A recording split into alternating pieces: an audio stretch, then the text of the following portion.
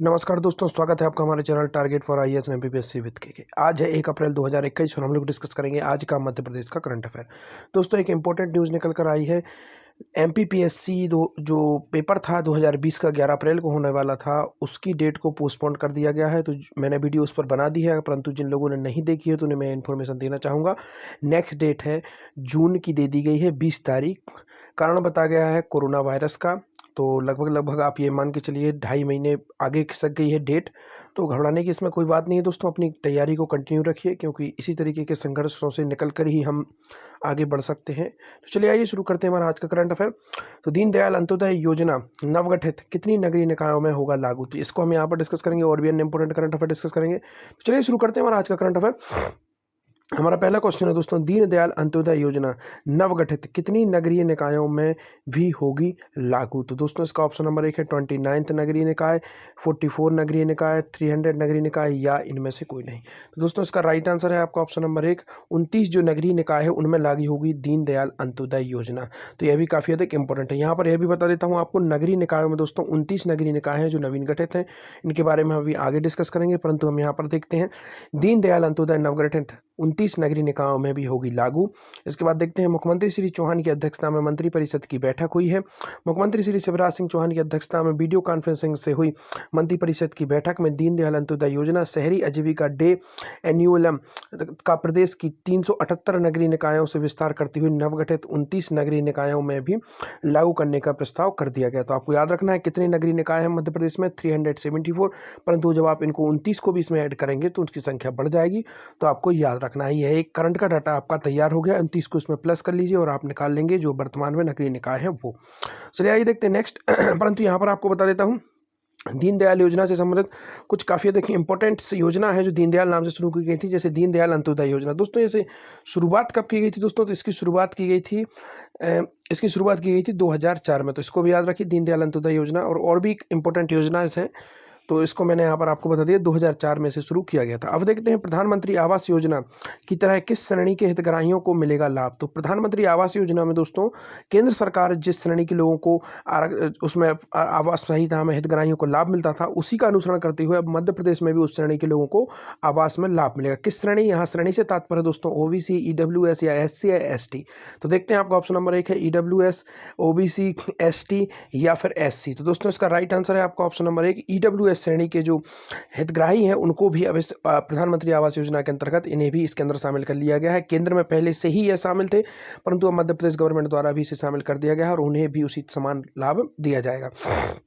अब आपको यहाँ पर बता देता हूँ दोस्तों एक और इंपॉर्टेंट फैक्ट, ईडब्ल्यूएस को दोस्तों यह रिजर्वेशन का प्रावधान किस अनुच्छेद के, किस संविधान संशोधन के द्वारा किया गया था। तो यह किया गया था दोस्तों 103 संविधान संशोधन के द्वारा। और जो ओबीसी जो ओबीसी आयोग बनता था उसको दोस्तों, जो पिछड़ा वर्ग आयोग है उसको संवैधानिक दर्जा किस अनुच्छेद के, किस संविधान संशोधन के अंतर्गत दिया गया था। तो दोस्तों 102 संविधान संशोधन था, उसके अंतर्गत इसे संवैधानिक दर्जा दिया गया था। तो यह काफ़ी अधिक इंपॉर्टेंट है, इसको याद रखना है आपको। चलिए आइए देखते हैं, प्रधानमंत्री आवास योजना मंत्रिपरिषद ने प्रधानमंत्री आवास योजना शहरी के affordable housing in partnership HP के घटक में गैर मलिन बस्ती में निवासरत पात्रता पाने वाले ईडब्ल्यूएस श्रेणी के हितग्राहियों को भी केंद्र के समान राज्य अनुदान राशि स्वीकृत करने का निर्णय लिया गया है, जो कि काफ़ी अधिक इंपॉर्टेंट है।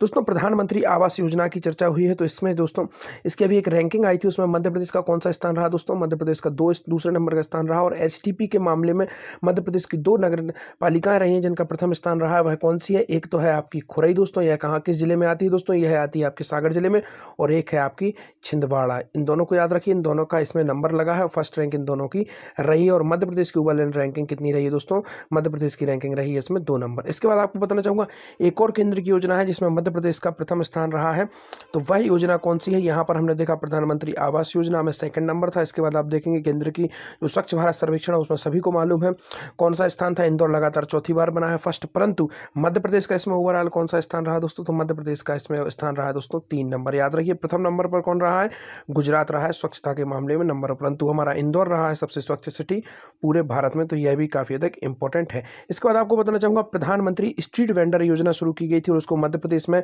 मुख्यमंत्री स्ट्रीट वेंडर के नाम से शुरू किया गया था, जो पथ व्यवसाय योजना है उसके नाम से शुरू किया गया था दोस्तों। तो इसमें कितना मिलता है, ब्याज मुक्त ऋण मिलता है, लगभग 10,000 रुपये ब्याज मुक्त ऋण उपलब्ध कराया जाता है रेहड़ी ठेला वालों को, और इसी में दोस्तों मध्य प्रदेश इस योजना के क्रियान्वयन में बना है नंबर 1। तो यह भी आपको याद रखना है, मध्य प्रदेश इस योजना के क्रियान्वयन में क्या बना है, नंबर 1 बना है, जो कि काफ़ी अधिक इंपॉर्टेंट है। चलिए आइए देखते हैं नेक्स्ट क्वेश्चन। मध्य क्षेत्र विद्युत वितरण कंपनी अपने बिल भुगतान के कैश काउंटर कब से बंद कर देगी। दोस्तों कल भी मैंने आप लोगों को डिस्कस किया था कि जो 10 मेगा उससे ऊपर होंगे उनकी जो विद्युत है उसको व्हाट्सएप और उसके माध्यम से भेजा जाएगा। अब धीरे धीरे करके यह कैशलेस की ओर बढ़ रहा है मध्य प्रदेश का विद्युत निगम। तो मध्य क्षेत्र विद्युत वितरण कंपनी अपने बिल भुगतान के कैश काउंटर कब से बंद कर देगी, तो यह काफ़ी अधिक इंपॉर्टेंट है, कब से यह बंद कर देगी। तो आपको ऑप्शन नंबर 1 है 1 अप्रैल 2020 से, 11 अप्रैल 2021 से, 15 अप्रैल 2021 से, या 20 अप्रैल 2021 से। दोस्तों इसका राइट आंसर है आपका ऑप्शन नंबर 1 अप्रैल 2021 से मध्य क्षेत्र विद्युत वितरण कंपनी अपने बिल भुगतान के जो कैश काउंटर है उनको बंद कर देगी। अर्थात जितना भी एक बिल होगा यह पूरा ऑनलाइन कर दिया जाएगा, अर्थात आप पेटीएम या अन्य किसी भी ऐप, इसके साथ ही साथ आप मध्य प्रदेश गवर्नमेंट की जो एमपी ऑनलाइन है उसके माध्यम से बिल का भुगतान कर सकते हैं। डायरेक्ट इनकी वेबसाइट पर जाकर भी आप बिल का भुगतान कर सकते हैं, और जितने भी आपके ई पेमेंट ऐप्स हैं उनके माध्यम से भी आप कर सकते हैं, जैसे कि आपका पेटीएम हो गया, फोनपे हो गया, गूगल पे हो गया, इन सभी के माध्यम से आप बिल का पेमेंट कहीं से और कभी भी कर सकते हैं। अब देखते हैं यहाँ पर एक और इंपॉर्टेंट फैक्ट बता देता हूँ दोस्तों। विद्युत की चर्चा हुई है तो विद्युत से संबंधित कुछ इंपॉर्टेंट योजनाएं आपको बता देता हूँ, जैसे कि सबसे अधिक इंपॉर्टेंट योजना है निष्ठा मित्र योजना। याद रखिए निष्ठा मित्र योजना काफ़ी अधिक इंपॉर्टेंट है। यह किससे संबंधित है, यह सबसे पहली बात तो यह संबंधित है महिलाओं को, जो ग्रामीण क्षेत्रों में बिजली चोरी होती है उसके लिए जो महिलाओं के स्व सहायता समूह उनकी ड्यूटी लगाई गई थी इसके अंतर्गत। इससे 2 फायदे हुए, एक तो फायदा हुआ कि महिलाओं को रोजगार मिला, सेकंड हुआ ग्रामीण क्षेत्र में जो विद्युत की चोरी होती थी उस पर रोक लगी। इसके बाद में इसी से संबंधित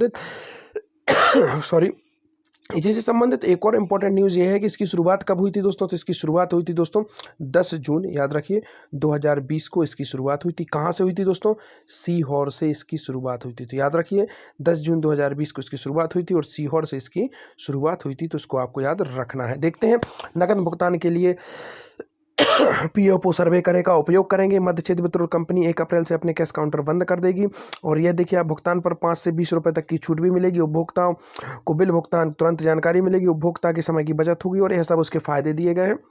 दोस्तों आज का हमारा क्वेश्चन, मध्य प्रदेश में सर्वाधिक शहरी जनसंख्या किस जिले में। दोस्तों याद रखिए प्रतिशत की बात जब आए, यहाँ पर काफ़ी अधिक कन्फ्यूजन होता है स्टूडेंट को। मैं यहाँ पर पूछ रहा हूँ मध्य प्रदेश में सर्वाधिक शहरी जनसंख्या, अगर मैं यहाँ पर पूछता सर्वाधिक शहरी जनसंख्या का प्रतिशत कहाँ पर है दोस्तों, तो उसका राइट आंसर है भोपाल, याद रखिए। परंतु यह क्या है, यह जनसंख्या बताना है आपको, तो यह कहाँ पर है, इसका आंसर आपको देना है। आपके सामने आपके 4 ऑप्शन है, आई होप जरूर आप लोग इसका आंसर देंगे। Thank you so much watching this video, बने रहिए हमारे साथ target for IAS and MPSC with KK। Video अच्छी लगी है तो शेयर करिए, लाइक करिए। Thank you so much watching this video.